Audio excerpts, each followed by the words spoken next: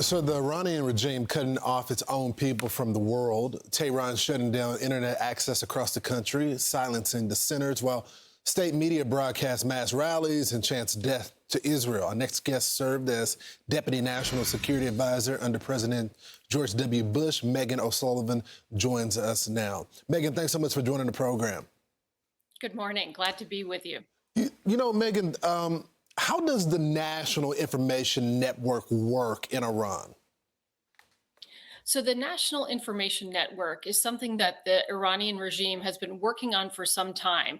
It essentially allows there to be connectivity that's completely centralized and controlled by the regime, while there is not that connection to the outside world, except where the regime chooses to release certain footage or information. And there's some advantage to this for the regime.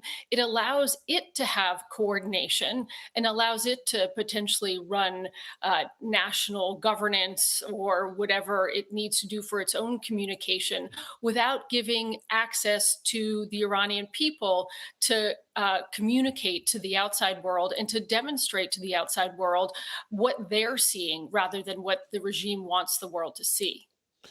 Is there any way of getting the people of Iran communication where the outside world can start to, something like Starlink or any other technology advances that we have?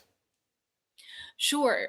There are many new innovations that are geared to try to connect the Iranian people, or really any dissident population, to the outside world over the objections of the regime. You mentioned Starlink, and of course, Starlink was very important in Ukraine, and it has been used in Iran. But Starlink, as it is currently configured, requires terminals, requires infrastructure that has been very easy for the regime to track and to target. So there are security risks that come with it. There's some new technology that is being experimented with and hopefully will be available that would circumvent that, would allow people to use Starlink without having a terminal, without having these disks, which are easily trackable.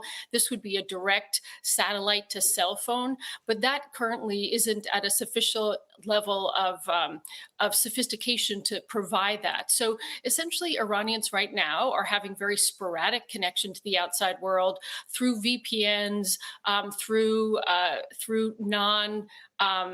non-internet type connections like shortwave radios. Those types of infrastructure are what the Iranian people are limited to right now. And obviously that's insufficient for their needs, not only to potentially organize in any fashion against the regime, but also to get information to the outside world and to connect with one another, emergency information, contacting their families, and those sorts of things.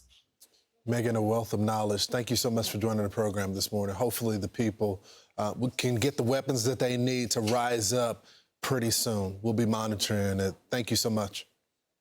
Thanks for having me. I'm Steve Ducey. I'm Brian Kilmeade. And I'm Ainsley Earhart. And click here to subscribe to the Fox News YouTube page to catch our hottest interviews and most compelling analysis.